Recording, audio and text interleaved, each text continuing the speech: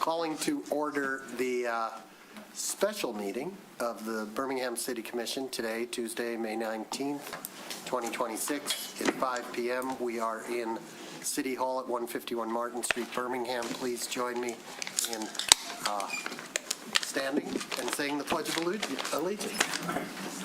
I pledge allegiance to the flag of the United States of America and to the republic for which it stands, one nation, under God, indivisible, with liberty and justice for all. Thank you. Maya, roll call, please. Thank you. Mayor Ballard? Here. Mayor Pro Tem Long? Here. Commissioner Kolb? Here. Commissioner Host? Here. Commissioner Kozlowski? Here. Commissioner Hick? Thank you. And calling the roll tonight and sitting in as city clerk is Deputy City Clerk Maya Brown.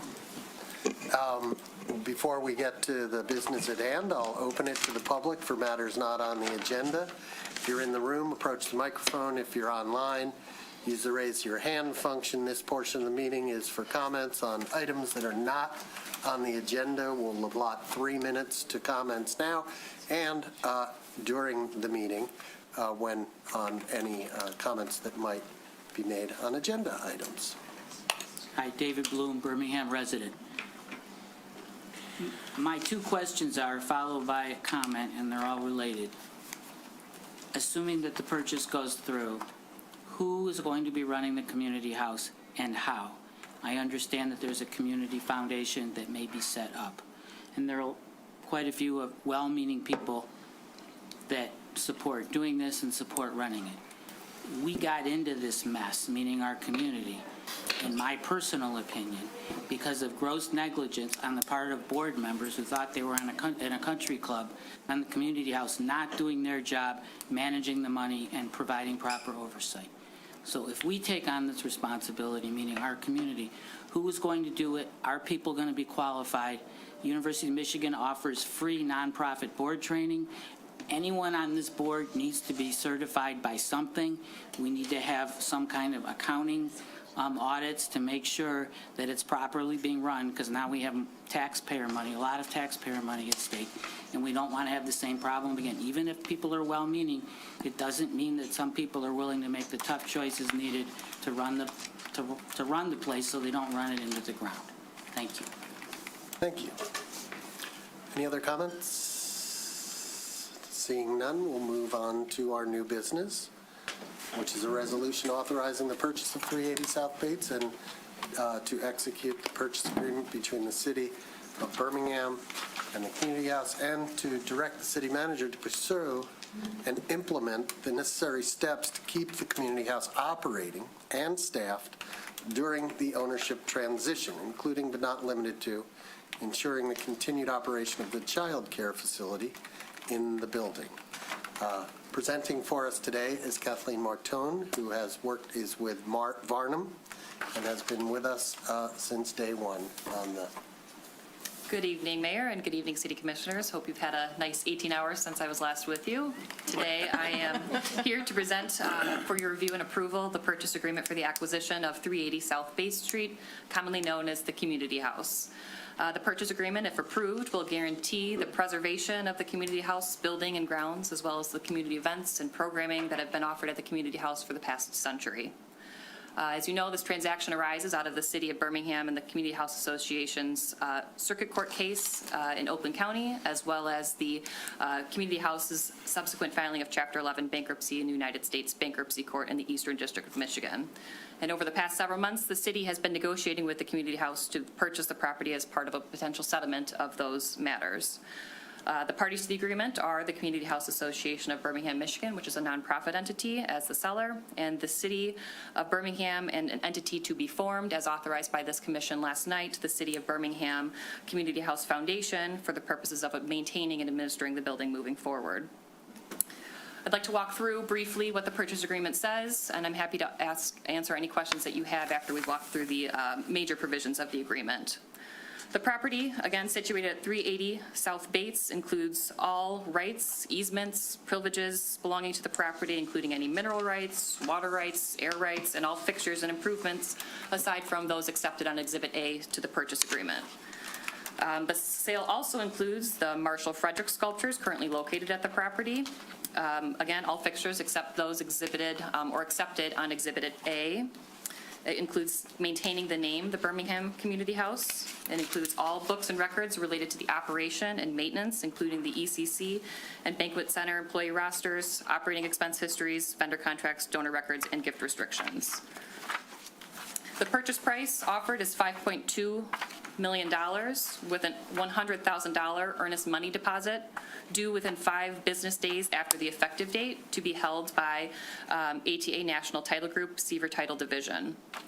The payment method is immediately payable funds at closing, and there is an endowment holdback if the Community Foundation for Southeast Michigan, which I will walk through momentarily, does not improve the division of the endowment funds. There is a holdback in escrow of half of the amount of that endowment to be paid into a donor advised fund or similar vehicle if the division by the Community Foundation for Southeast Michigan is not effective. Again, let's walk through that endowment division very briefly. A commissioner is asking if he can interrupt with questions. Absolutely. During the. So in the document you outlined, we're kind of estimated at 800 grand. Yes. Through the process and our relationship with them, that's an assumption, because we have no idea what actually Yes. that number is. And since that belongs to the residents of Birmingham, do we have any way to go back and validate what the starting number is? Absolutely, Commissioner Kolb. Okay. If you look at paragraph 24 of the purchase agreement, it contemplates 50% of the then current value of the endowment. And so there is flexibility there. $800,000 is just our estimate based on the bankruptcy filings and the estimate of the endowment funds to date.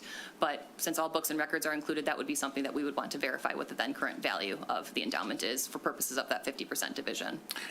And then if we find out it's more, that 800,000 would go up. Correct. In what we put into escrow. It has to be 50% of the then current value of the endowment. So if the Perfect. endowment is $2 million, the 50% is $1 million. Perfect. I That was actually it. interpreted your question differently. I thought you were asking, how do we know the history of this endowment and whether maybe there was $3 million in it at one time, and now they're telling us. That is underlined. I asked at the top, that is absolutely underlined. I understand the question. The Community Foundation for Southeast Michigan controls that endowment through their endowment policies, and they have through the endowment agreements. It was originally established in 1993, so I'm sure the value has changed over time, but through their investment policies, they distribute a certain dollar amount every year to the beneficiary, which is currently TCHA, but based on that division will be 50% the City of Birmingham Community House Foundation and TCHA, however they may continue moving forward. Okay. Other than investment losses, generally the principal cannot be touched. Thank you. And are we clear yet on whether we're getting, we can get that principal, that 800,000 and do what we want with it? Or do we have to leave it in an account? It's a good question, Mayor Ballard. So we'll be obligated by whatever the Community Foundation for Southeast Michigan's endowment agreements are. And typically they issue, again, it's typically like a 3 to 5%. I haven't reviewed the exact endowment agreements for what the annual distributions are, but the idea is that it maintains in perpetuity and issues a lesser amount than what you would think average growth is. And that money annually would be used for the maintenance of the building or whatever the ultimate foundation owning the building will deem necessary for the continuity of the house in general. Now, if the Community Foundation for Southeast Michigan and their Board of Trustees does not approve of that division, and again, that will be done by a letter from the Community House Association as part of this agreement, is we will hold that letter in escrow and deliver that to the Community Foundation for Southeast Michigan. I understand they have a June meeting, but that agenda is full, and so this likely won't occur until after the closing date. So they will request that letter, but of course, we don't control the Community Foundation for Southeast Michigan's Board of Trustees, and if they do not approve of that division of the endowment, then that's what the escrowed funds are to be used for. And there might be a little more flexibility with regard to the use of that funds and how much we can get every year if it's in a donor-advised fund as opposed to held by an endowment by the Community Foundation for Southeast Michigan. And why, one more question, then you can continue.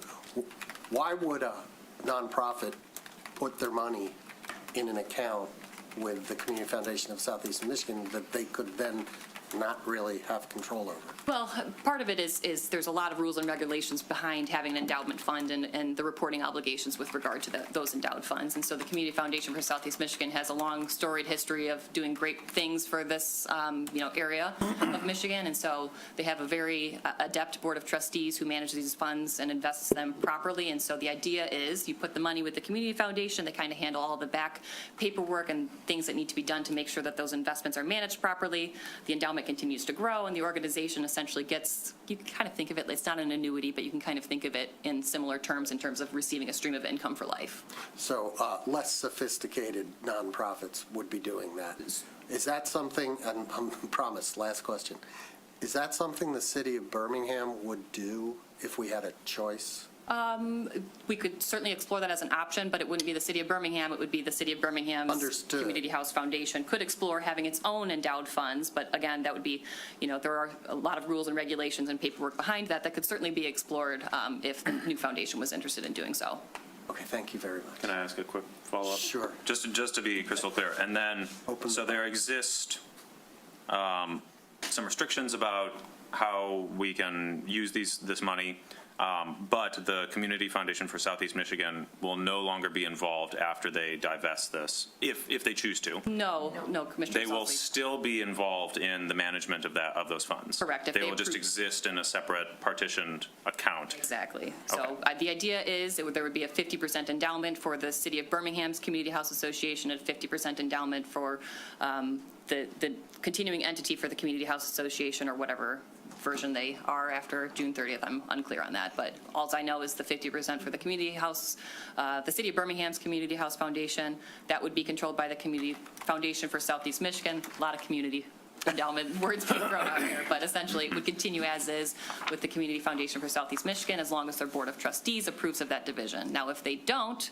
then the 50% of the funds that are going to be placed in escrow upon closing will then be used in a donor advised fund or a similar vehicle that may have a little less restrictions than the current endowment held by the Community Foundation for Southeast Michigan does. Okay. But thank the you. idea is first the division of the endowment. Yes.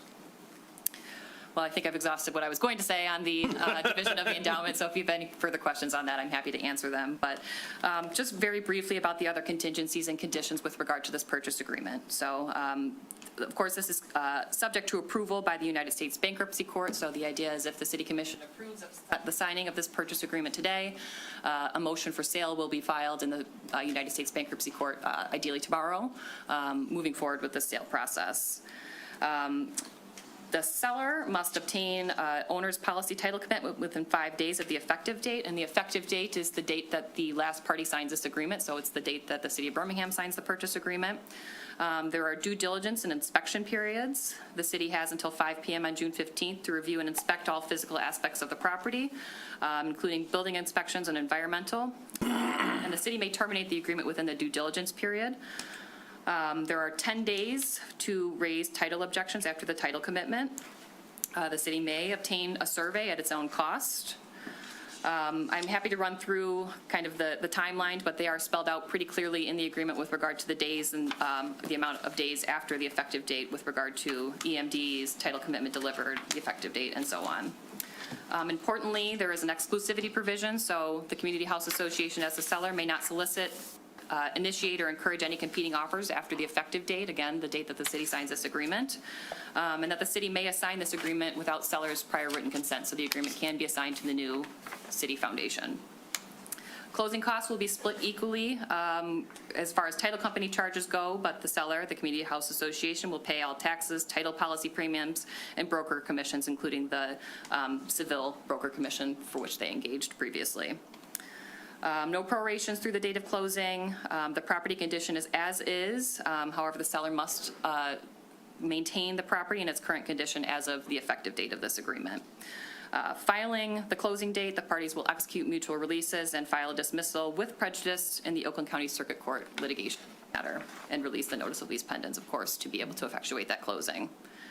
Again, the idea here is continuity of the community house and its programming, so continuity of its historic history and expand the offerings that the community house has historically offered and bring folks back to the community house to be able to maintain its storied history. Happy to answer any questions that any of you may have. Commissioner Cole. So as I recall, in reviewing the bankruptcy documents, the City of Birmingham was a creditor. How does that get dealt with? I think there were three different items that they owed us money for. Do we deduct that from the purchase price? Do they pay us once we close? You know, Does it just go away? I'm going to rely on my bankruptcy expert sitting right behind me to answer questions. They would just pay that after, when they receive the sale proceeds, they'll pay all the creditors. Yeah, so if we are a creditor. It'll be in they- line with all the other creditors? Correct. Okay. Well, I would ask a question, follow up. Generally in bankruptcy, or not generally, but sometimes when a company declares bankruptcy, the creditors don't get everything they're due. What's happening in this case? So the purchase price, though, is well beyond what the creditors that they have filed are. So here, all the creditors' claims should be satisfied based on the $5.2 million purchase price.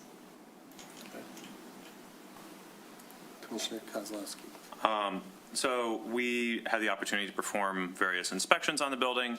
What happens if we discover that the condition of the building is considerably worse in some manner than we had anticipated? So there is the period to be able to withdraw from the due diligence period. There is $100,000 earnest money deposit.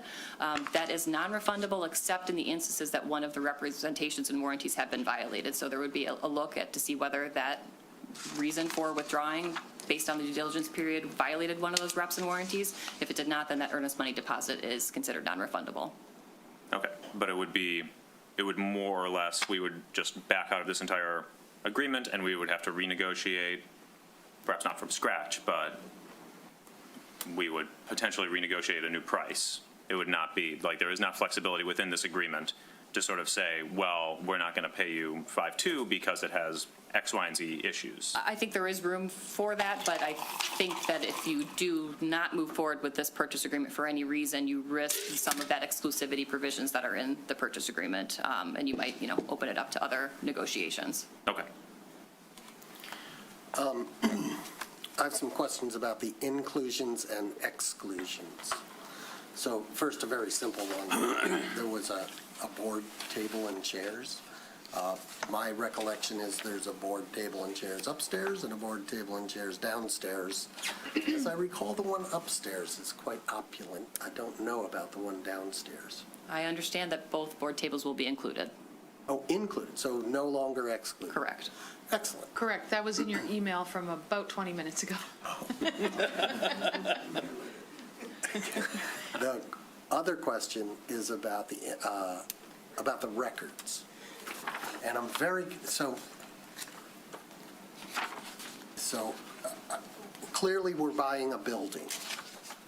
My preference is we're buying as much of the institution as possible. That institution includes a lot of records, whether they're financial records and whether they're on paper or digital. Financial, there's donor agreements, things of that nature. To what extent will our due diligence reveal what exactly is there and what we're getting? And how can we ensure that we get as much of that stuff or all of that stuff that exists and that nothing is left out? And I would add that part of that process would be brainstorming what ought to be there.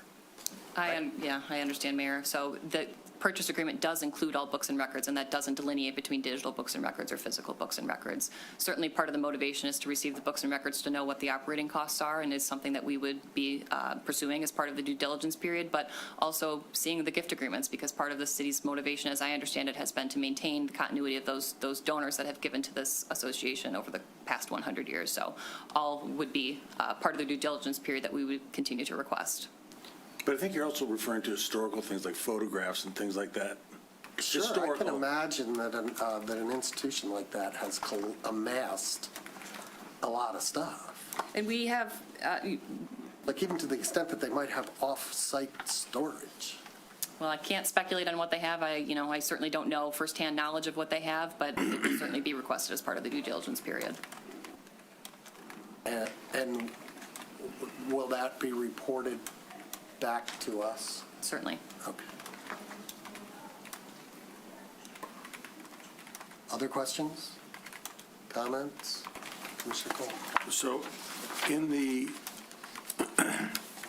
memo we got from you, Jana, one of the items that are one of the provisions outlined is the continuation of early child care center. Fine. Bacon Center got questions on that one all over the place, and then other community programming. So on the banquet center, based on the 990s, they were losing $1 million a year in cash. If we decide we want to discontinue that, if we do it with that included, do we have to continue that ad infinitum? No, I don't think that there's an ad infinitum provision on here. I'm going to pull up the exact language if you give me a moment on there, but it's best efforts to continue the programming as is. And so if there is no sustainability for those banquet facilities moving forward, there's no line item that has to be continued, but the goal here is to maintain the programs that have been at the community house historically, but if it's a losing proposition, that's something that the new foundation, as the new owner, will have to consider as part of its operations moving forward. And then I follow up to that is, do they have a Class C liquor license? They have some kind of liquor license. Yeah, I'm not familiar with the exact class. I believe of it's a liquor Class license. C, but I don't know that for a fact, so we can And would look that into it. transfer over? Former police chief is nodding his head, yes, it's a Class C liquor. So in the purchase, do we need to specify that that transfers over with the acquisition? If we're going to continue operating the banquet facilities, it would seem we would need to. Good question. That is a good question. The answer is yes. Yeah, the answer is Answer is yes. yes. And it's in the purchase agreement, or? I know if it's in the purchase agreement, if you change owner, if there's a change in ownership, then the license has to be transferred. It's tied to the property. It has to be transferred, but But we need Could they that. come unless back- it's not being sold. Because that's a separate asset. It's one of our That's what do they call it? The 17 or 19 quota licenses, right? So they couldn't take it out of the city, but They could ask us for more money for it. surely it should be explicit that, That if we're going to maintain banquet operations. I agree that that's an Part essential of the part of it. purchase, yeah. Yeah.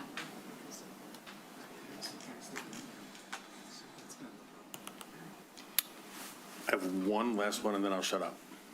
let's let it, are you, I'm just doing a quick review to see if it's explicit anywhere in here. I've reviewed this many times, but I can't recall where everything is.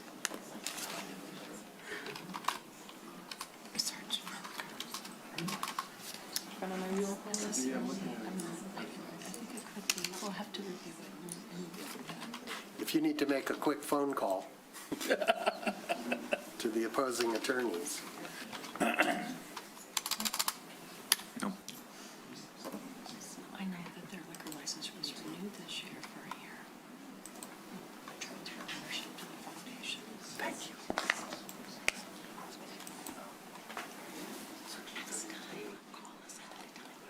Okay, sorry. Yeah, I agree that that's the catch-all. For the banquet center, in terms of like license rights. Mm-hmm. And licenses and agreements to cooperate and facilitate and ancillary documents. Brennan and I are just discussing provision 32 of the purchase agreement, which talks about use and occupancy, and there's an agreement to cooperate with the purchaser, the city, to facilitate discussions and perform other work necessary related to the preservation, stabilization, and transition of the banquet center and ECC to the extent reasonably requested by the city as the purchaser. So I believe that that would well fall within that provision of section 32 of the agreement. Okay. Last question. And this is kind of a hold harmless, protect us. Given the history of former leadership and the negotiated settlements that seem to have remained, as we heard during the bankruptcy part, are we protected as the city if Bill Seckler comes back and wants something? Bill Seckler and any resolution with the current Community House Association has nothing to do with the current city. Okay, that was it.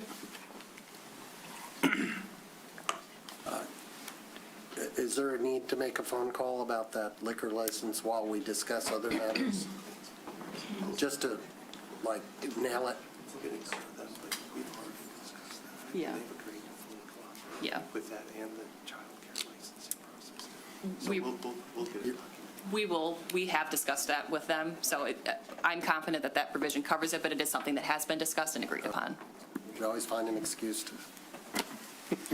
Okay. Comments, questions, further comments, further questions? We can either do a motion and then go to the public, or we can go to the public. What's the commission's pleasure? Go to the public? Go to the public. Go to the public. If you'd like to make a comment, stand up, come to the microphone, and state your name, city of residence, and fire away. 3 minutes. David Stanislaw, Bloomfield Township. My question has to do with records that the community house has collected over the years, particularly during a recent period of time. Is there any assurance that records have not been destroyed or in any way would not be available to the city in the event that this purchase goes through? Are there any representations at all about that? Yeah, there was a litigation hold filed, so as soon as the complaint was filed, there is a non-destruction of evidence as soon as that case was filed, and I believe that was back in late October, early November. Okay, thank you. Well, I would add, prior to that, there was quite a bit of upheaval there. You had Camille Jane come in from out of town and talk to the board. The board released Mr. Seckler, so a lot going on in the year or two prior to that. So my question was, have they made any representations in the purchase agreement about records?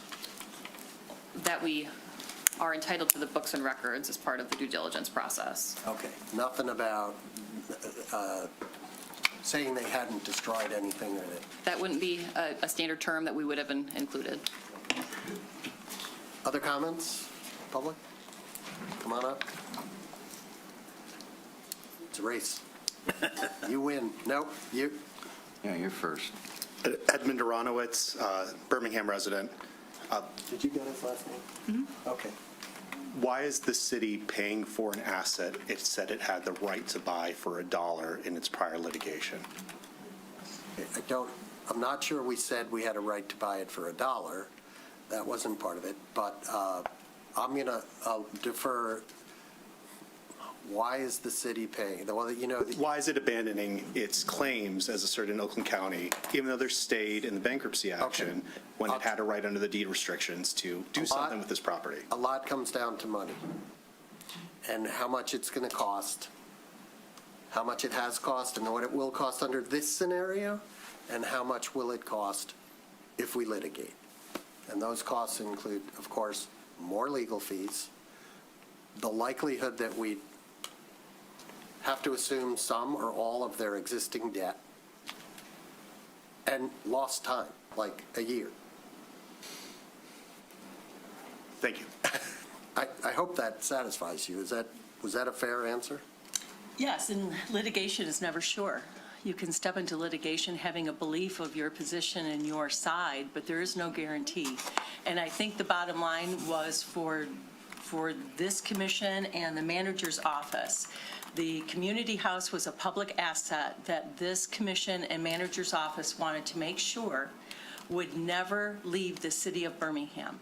And this gives finality and surety that this asset will remain the city of Birmingham's into perpetuity for the sole purpose of serving its residents.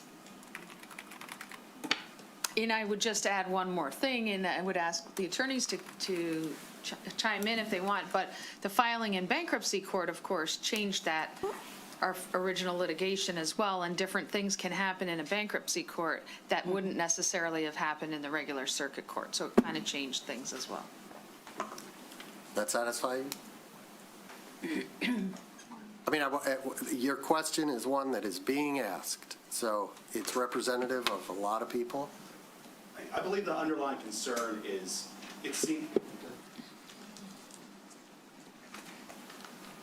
based on the filings in the bankruptcy, it looked like Community House Association was in debt or had encumbered the building with something like a couple of $1 million to Chief Financial Credit Union.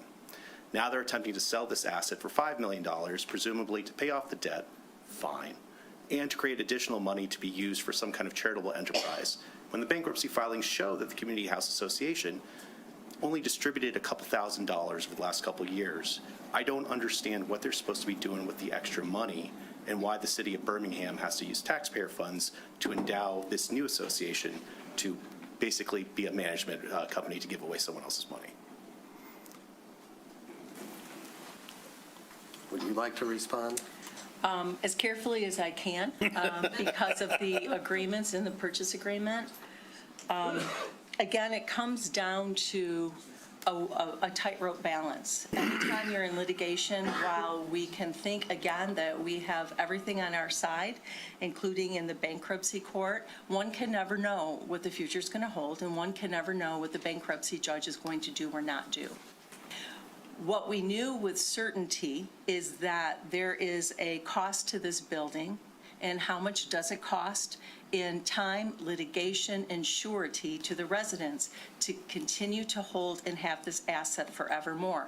If we had gone down the paths of litigation, both in the bankruptcy court and through the Oakland County Circuit Court, and something happened where we lost, we'd be answering to the residents of the city of Birmingham of how could you have let our house be taken away from us. So a hard decision was made, again, by this commission, along with the manager's office and our experts, to balance what was the needs, desires, and wants of this community. And while the resident is correct, there's a chunk of money being left over to seed the foundation for this other entity into the future. We've made the decision that this is what's best for the city of Birmingham forevermore. This also makes sure that this situation never occurs again, because now this building will belong to the foundation created by the city, so that we are never in a position again of potentially losing this house. And that was worth the extra $2 million to this commission and manager's office and advice of counsel. So is it expensive? Yes. Is there some money going to seed another foundation? Yes. But the balance put us in the position of wanting to have negotiations that are sure To protect. is saved of litigation. Thank you. Other comments? Hi. 2 questions. David Bloom, again, Birmingham resident. I believe the community house also has a catering license and the right to serve alcohol off premises. I don't know if that's part of a standard Class C license or if that's an addition. That would be an asset if it is a separate asset that we don't want to lose. The second thing is the seed money that the former community house people are going to be getting, approximately $2 million. Do we have any assurances, and if you don't, or do you have the ability to make sure that this money does not get misused and used for personal purposes in terms of high salaries or anything like that being paid to the people that manage? Well, I will address that question. The second question, we have no power to do that, no more than you do. So the name of their foundation is, I believe, the Community House Foundation. Whatever it is, Birmingham is in the name, and you're a Birmingham resident. And all of you have a duty, just like we do as citizens, to hold that foundation to account, just like, you're going to hold us to account. Thank you.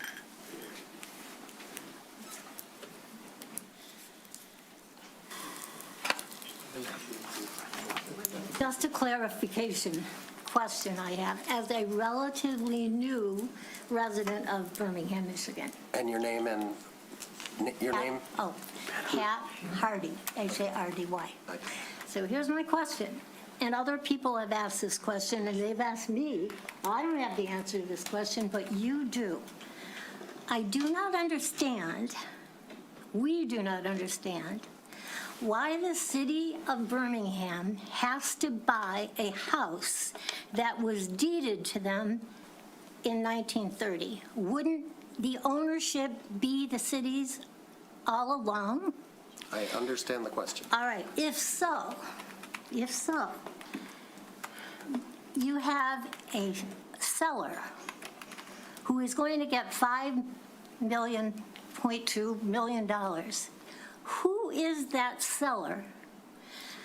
If it's not the city of Birmingham, who owns the community house?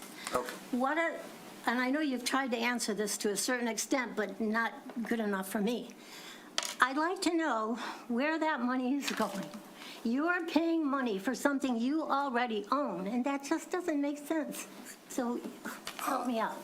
Okay, so the community house, way back before there were additions made to it, was deeded to a trust, okay? It was in trust, and then they added on to it, and it became roughly what it is today.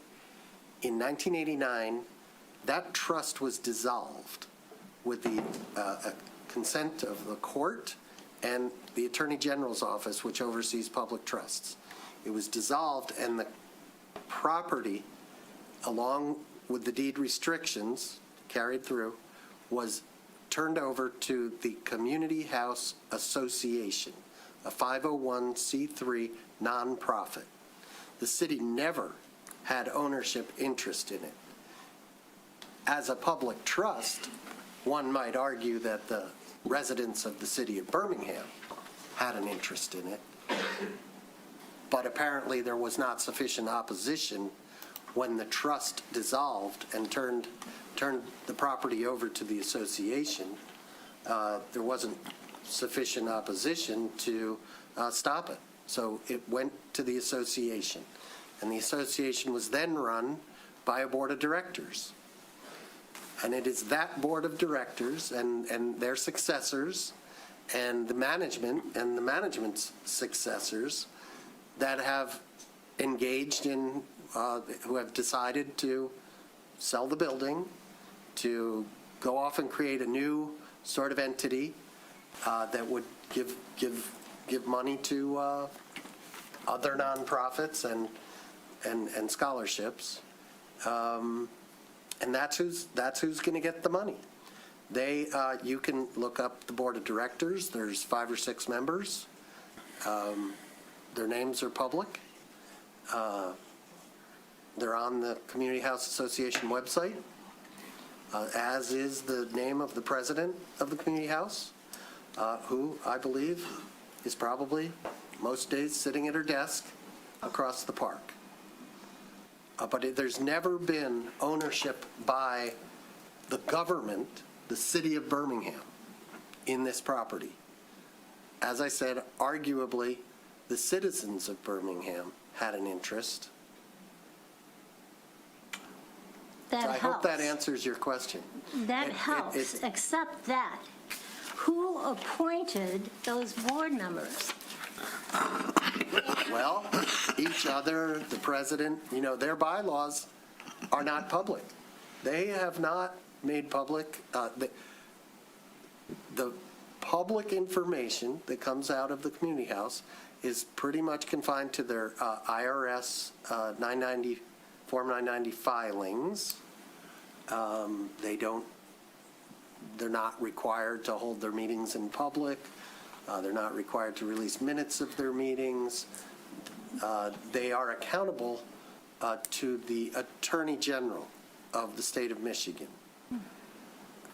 Anybody, all these lawyers sitting here, if I'm saying anything wrong, correct me. But they are not accountable to the city. You might say they're accountable to the citizens, but there was not really a groundswell of citizens at any point in this process, in opposition to this and voicing their opposition in such a manner that would cause this board to take note. All I can say is this. I've never heard of such an extraordinary thing happening in a community. Maybe it does in other places, but this is kind of far-fetched because those were not elected by the people. they're not responsible to anybody but themselves. So if they have an enormous debt that must be paid out of the proceeds, let's say $3 million, then they have $2 million left over. Do they divide it among the 6 of them? I just wonder. If I may, there is a booklet that's been referenced on the Birmingham website called The Heart of Birmingham, which gives is that the correct name of it? It gives a really nice account of the history of the community house. So if you take the name Birmingham out of it, just call it the community house. It is the detailed story and history of how this property was developed, who ran it, who owned it, how they managed it. And in that, if someone were to read it, you will learn that the city never had anything to do with it, despite its name. And 501c3s across the state, they set up their board of directors and their bylaws independent of anyone else, just like our foundation will.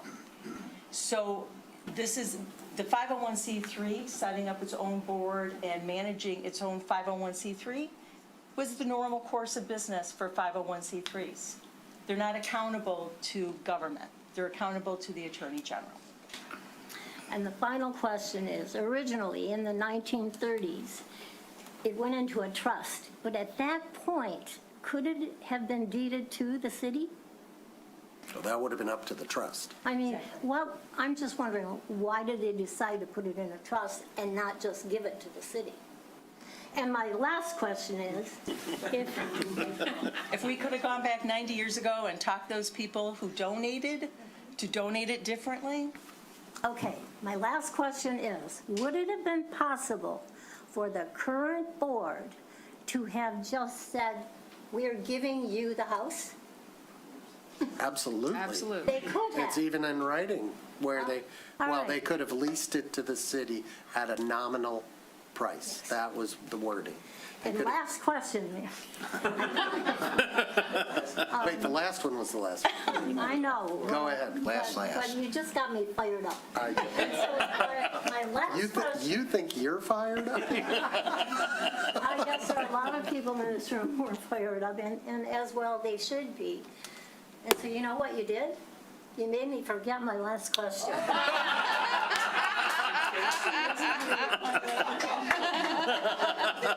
Well, you get a pass if you want to come back. If I may? Yes. You know, everyone is feeling a lot of things and they're fired up. And I'd like to suggest that proactively we get fired up about the future. That's right. And what this house is going to look like for the residents. And fired up about the good work this commission did. And fired up about what the manager's office did. And let's put our energy there. Couldn't help myself, Mr. Mayor. Mr. Mayor, George Dogart, 1619 Fairway. A couple of multifaceted questions. First off, the $5 million, is that going to be coming out of the unassigned fund balance? And if so, what effect will it have on our target of being in the 17 to 14% range of expenditures? Good question, City Manager. Yes, it is proposed to come out of the unassigned fund balance, and we will remain within that 17 to 40% target. Right now, we're at the upper limit. It will go down into the mid to low 30%, so not near the bottom at 17%. Okay, so we're basically taking us back to where we were 3 years ago. Okay. Second question, are there similar public charity foundations in Oakland and Wayne County? If so, what are they? And how long have they been in business? And what are their success rates on raising donations and funds? Thank you. Okay, on that one, I'm going to defer to I will say Kathleen. Royal Oak does have their own charitable foundation. We don't know all the details on their background and their success, unless you do. Yeah, I can't speak directly to what the Royal Oak Civic Foundation, but there are civic foundations across the state of Michigan that operate for good purposes for city governments and grant making for good purposes to be done within communities.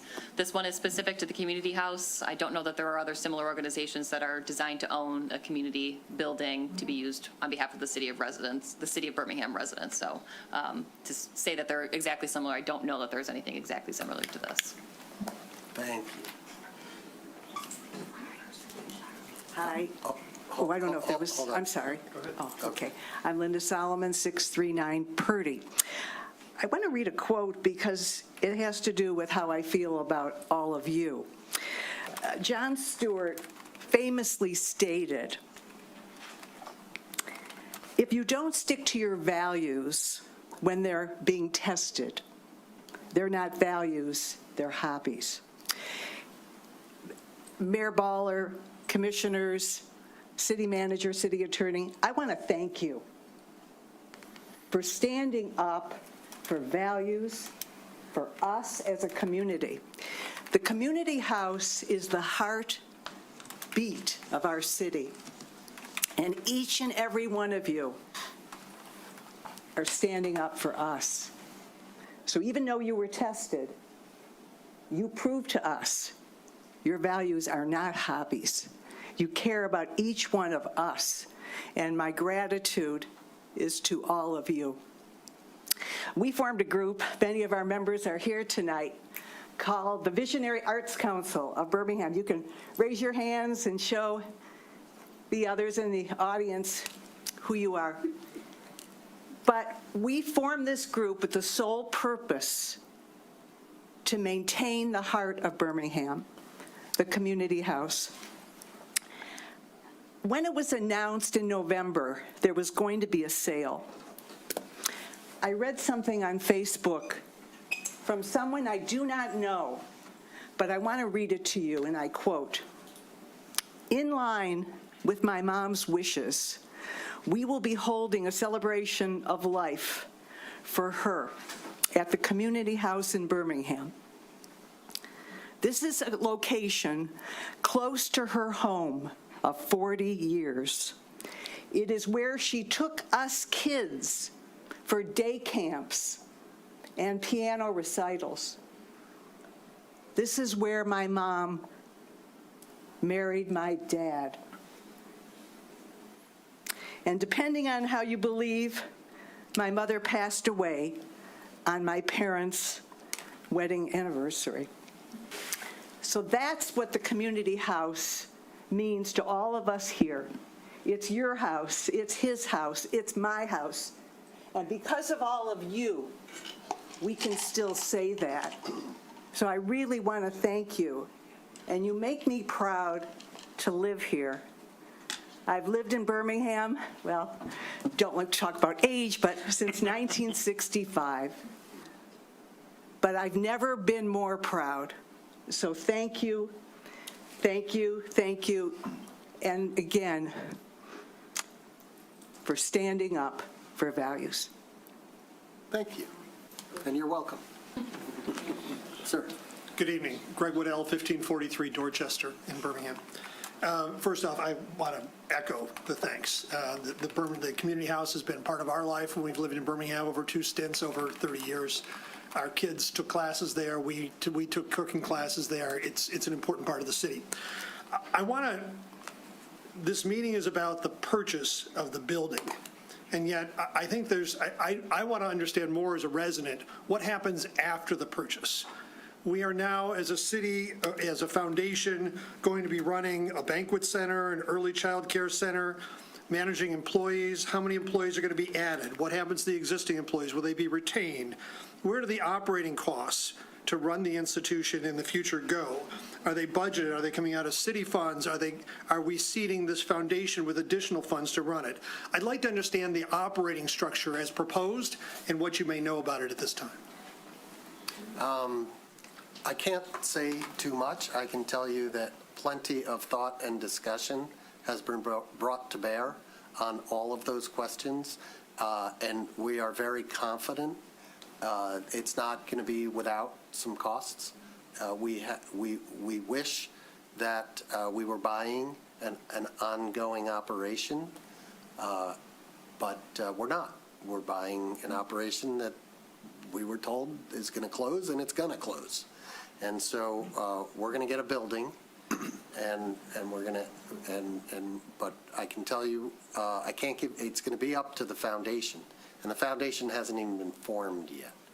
But we're doing everything we can so that the foundation can hit the ground running. That may not satisfy you entirely, but you can rest assured that work is being done. And I appreciate that. And I understand, there's a sequence of events here, but I just want to sort of focus on, we talked about what the purchase price will do to the city's budget and coffers, and I want to make sure that we're thinking about what happens after the purchase. And we're running a new organization that we as a city don't have experience running. We absolutely are thinking about it. Thank you. Thank you. No, my name is Jim Suhe, a Birmingham resident.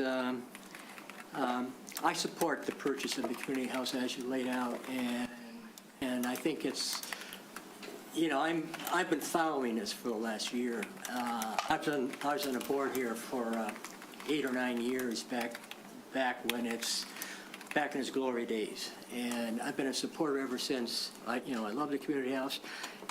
But this last gentleman just sort of stole my thunder about what happens next. But let me ask some specific questions regarding what is next. Now, I know from my experience that the community house is a complex organization, and it's difficult to run, and that's been exhibited here by the fact that it's a shadow of its former self.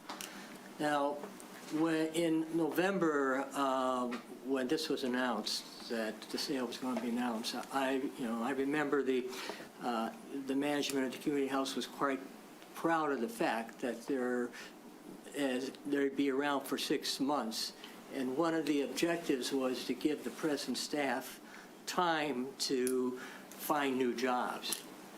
So that's going to be one of your problems, and I'm a little concerned about how you're going to hit the ground running when, first of all, you've got to appoint the board of directors, and the board of directors then has to do some sort of a search for a new CEO.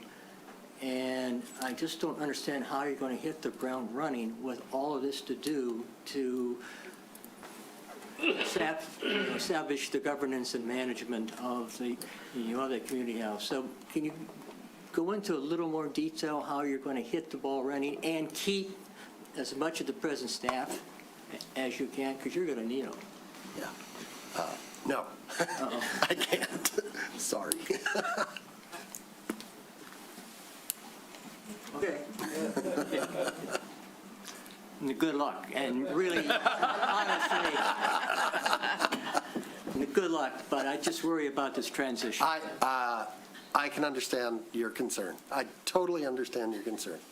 And I can also tell you that we're confident that things will be okay.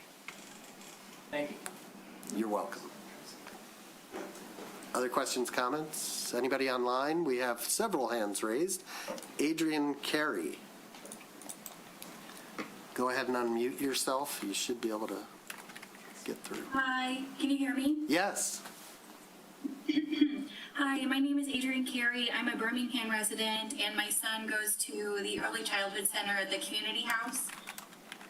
My question for you is, in reading the Facebook post about today's meeting, it mentions discussion of continued operations of the ECC. And my question for you is, what does your vision for the ECC look like? What is your plan for continued operations? At this point, CARE is supposed to stop May 29th, and several parents are trying to figure out alternatives for their children, myself included. So if you're able to comment on, if CARE will be continued after May 29th, or provide any insight, that would be appreciated. Okay, so the insight that the best I can tell you is that our goal from day one has been to, as much as possible, see that the ECC continues without interruption.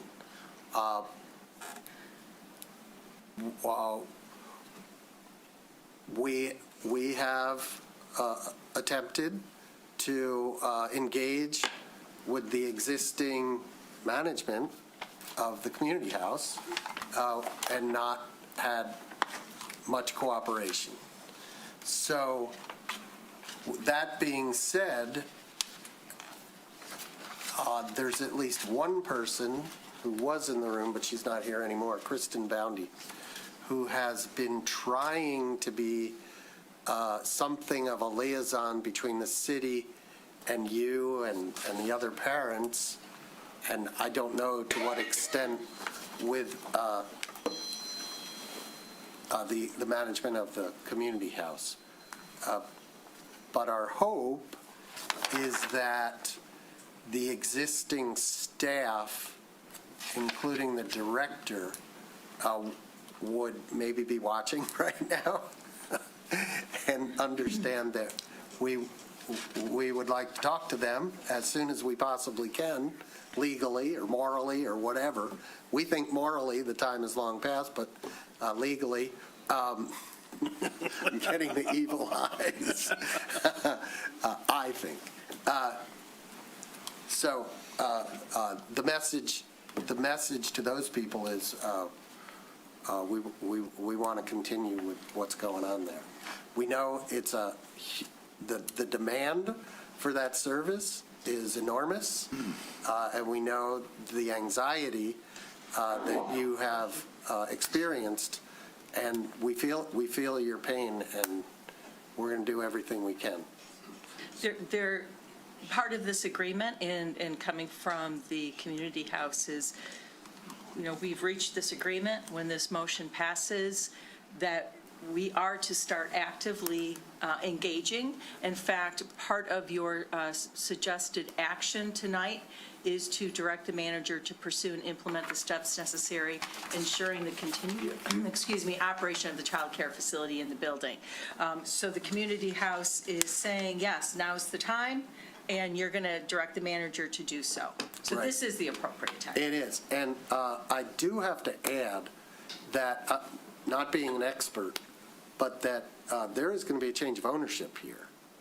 And the state has some say over what occurs with a daycare when the ownership changes, in terms of the licensing and all that.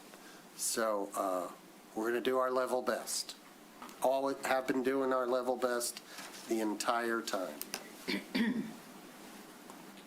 that help? Yes, it does. Thank you. I'm just wondering, kind of based on what you're saying, it sounds like there might be a lapse in care, between the time the community, based on the timeline of the purchase agreement. I think there might. Is that I can't. okay? We cannot say. I cannot tell you there won't be. Not tonight at 6 o'clock on whatever the date. I can't tell you that. I'm sorry. I wish I could.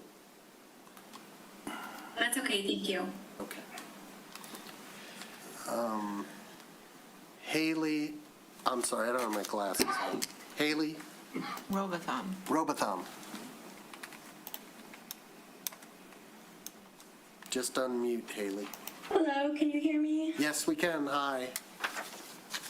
Hi, Haley Robotham, longtime resident of Birmingham. I'm just curious on what your plans are for retaining employees, as many of them, probably about 20 or 30 employees, have been anticipating unemployment come the end of June 30th. And many of them have been seeking work, but many of them also have decades of experience at the community house and would be very valuable. So how long do you think it will take before you start looking to hire on these employees? Tough question. Any? I mean, I think once we we got to take it step by step. We're not delaying anything. I can tell you that. And as soon as this agreement is executed and the city is able to work with the community house management, that's when the ball will continue to roll. I know that's not probably what you wanted to hear, but You good? I think she's gone. Okay, Anna Ratiu? Did I say that right, Anna? You did. Hi, I'm Anna. I'm a Troy resident, also another ECC mom. I know that you said that you can't say if there's going to be a lapse in care at all, and I totally get that. Would it be reasonable to say by the end of the month you'd be able to know if there's going to be a lapse in care? Just because I know a lot of us have already paid pretty hefty deposits for other child care facilities.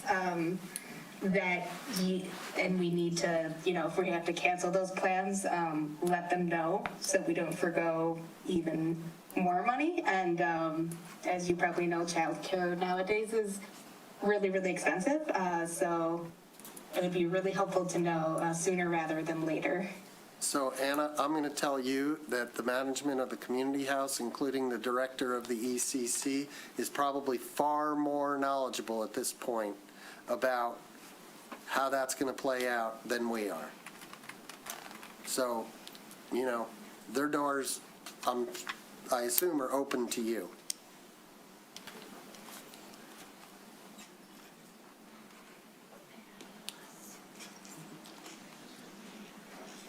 Good? Okay. We had, Mr. Hohendorf had his hand up, but he's still there, but his hand's down. Oh, now it's back up. No, it's back up. Okay. David Hohendorf. So I'm a resident, 631 North Old Woodward. I own a business in the community. George Dilgard tackled my most concerning question as to where the $5.2 million was coming from. I understand the process of holding closed sessions during negotiations on this purchase, but I would urge the City Commission, as you start to discuss a plan for making the community house a self-sustaining entity, that these discussions be done in public. 5.2 million of our taxpayer money is going into this purchase, and I really think that closed sessions on discussing how long it's going to take to make this self-sustaining should be done in public. My last question, though, is at some point, do you envision having to ask taxpayers for millage to support this? To your first question, I believe henceforth everything will be open as it pertains to the Birmingham City Commission. The foundation and its board and its committees are another matter, and that would be up to them whether they're going to hold their meetings in public. We have not even adopted or seen bylaws yet.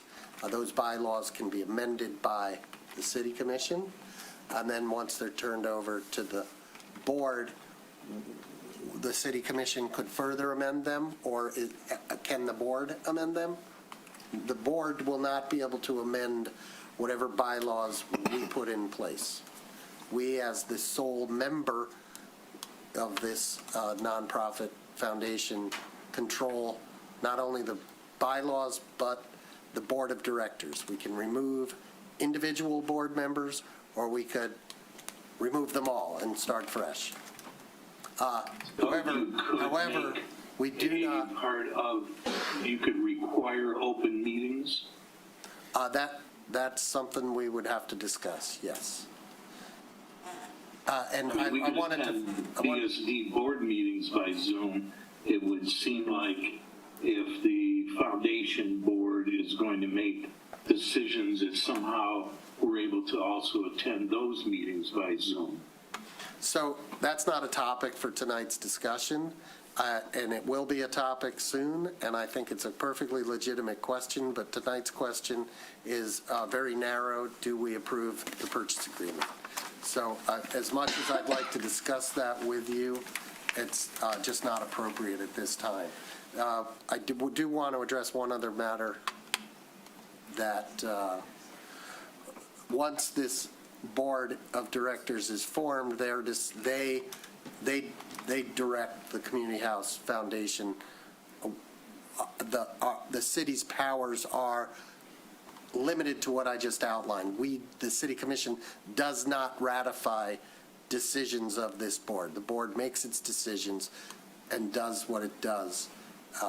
We can merely change their bylaws or remove directors. So. Okay, thank you. You're welcome.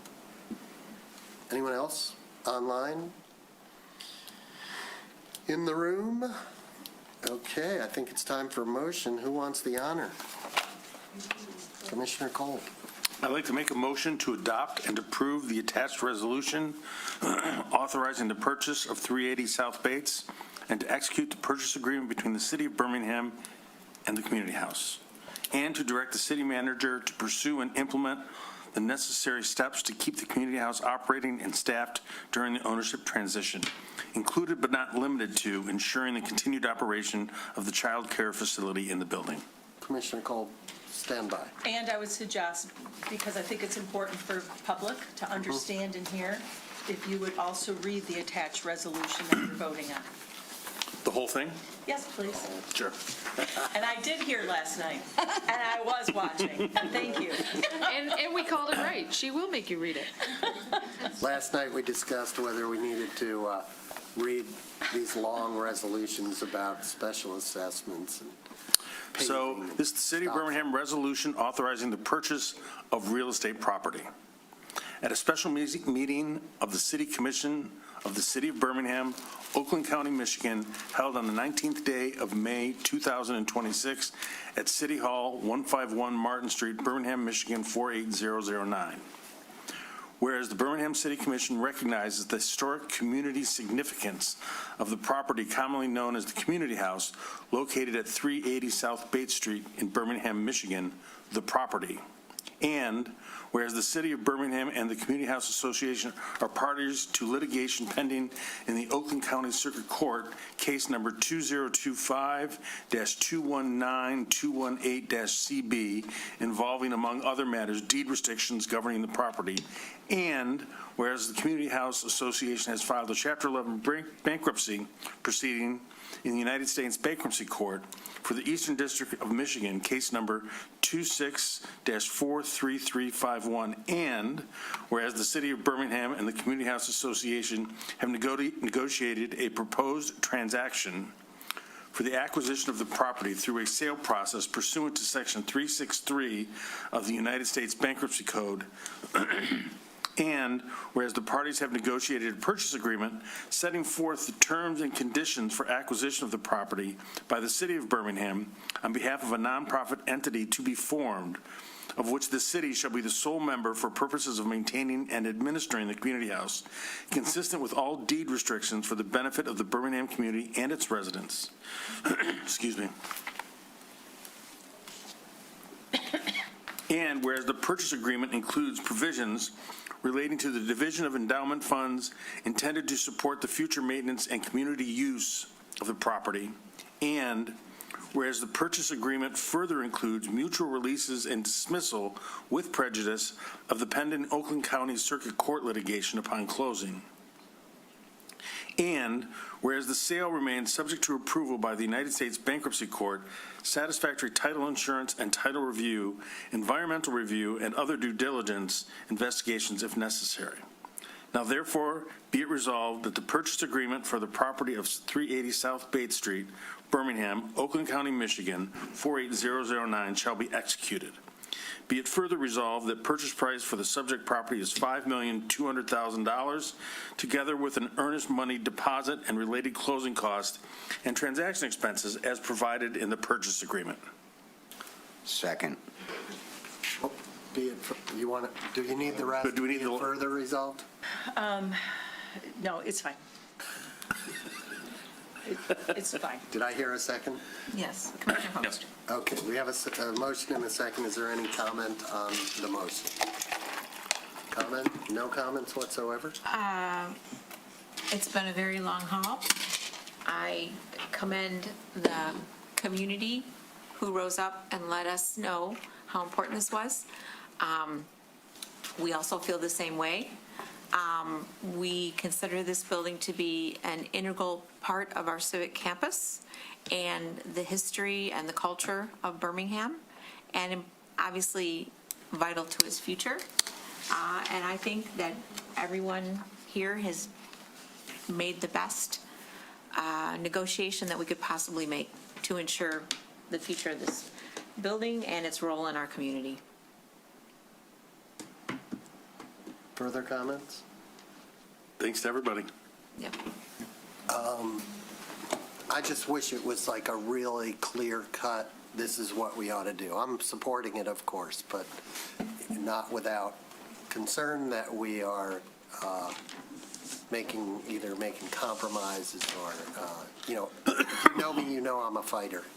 And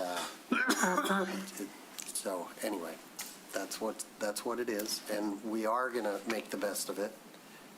Commissioner Host. Yeah, no, this is certainly wonderful for the Birmingham community, and but part of what we're listening to is, sadly, half of Birmingham thinks we already owned it, and I think it's a PR problem to explain, though you did it very nicely, Mr. Mayor, that we've never owned it until this purchase agreement. Okay. Any comment from anyone online? No one in the room? Okay. Roll call. Commissioner Host, Yes. Commissioner Kolb, Yes. Mayor Ballard, Yes. Mayor Pro Tem Long, Yes. Commissioner Kozlowski. Yes. Well, the motion passes, I might add, unanimously. Another unanimous decision from the 6-member Birmingham City Commission. Minus Thank you. minus the recusal. Right, 5 members today. Do you think it's important to talk about the next steps, though? This is not the end of it. This is not a done deal. That it has to be approved by bankruptcy court, and then we also have closing. Well, why don't you, someone want to address that? I'm not the best person to do that. I mean, yes. That it has to be approved by the Yes. bankruptcy So court. tomorrow, I believe tomorrow, a motion will be filed to approve the sale through the 363 process, and so that motion has to be approved by the bankruptcy court. So this is the signature of a purchase agreement to make the next step, but this, just to correct Commissioner Host briefly, we don't own the building as of the signature of this purchase agreement. There has to be the closing, and we have to pursue that closing, but again, this has to be approved by the United States Bankruptcy Court before it could be finalized. That's the next hurdle. That's the next hurdle. So this is a step in the process, certainly in the right direction, and I applaud all of you. Assuming all that happens and there is a closing, is that a public thing? Do we have a public, any kind of public recognition ceremony? In the past, there has not. It's a closing like you would expect your own personal real estate transaction to be a closing. You meet at a broker's office or the bank or wherever, and all of the paperwork gets signed, sealed, and delivered. We could certainly have a discussion about it at a public meeting Is it afterwards. likely to coincide with a city commission meeting? I can't possibly say. All right, well, if it's close, it's within a day or two, and you can do it on the day of the commission meeting, that would be great. We can invite the community. Any other that you And want then just in the interim, Barnum Law Firm is busy with the foundation, setting up the foundation, applying for it through the Attorney General, getting approval, setting up bylaws, so that is happening on a concurrent parallel path, so that we are able to hit the ground running as soon as possible. And due diligence. And due diligence. It's already kicked off. Any other questions or comments before we adjourn? Yippee. Okay. Motion to adjourn? Second. Adjourn. All those in favor? Aye. Yes.